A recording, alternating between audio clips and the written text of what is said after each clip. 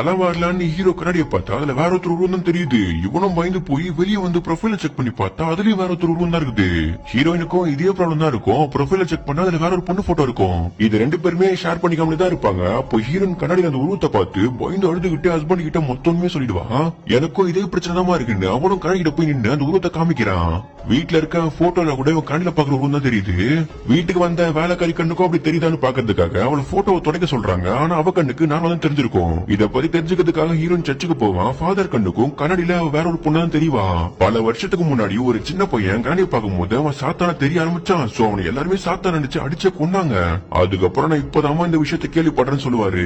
பயந்து போன ரெண்டு பேருமே இப்ப ஹாஸ்பிட்டலுக்கு வந்து நான் கண்ணாடியில வேற ஒரு ரூமா தெரியலன்னு சொல்ல அவரும் நம்பிக்கையே இல்லாம கண்ணாடி கிட்ட கூட்டி போய் பார்த்தா அதுல உண்மையே வேற ஒருத்தர் உருவம் தெரியுது.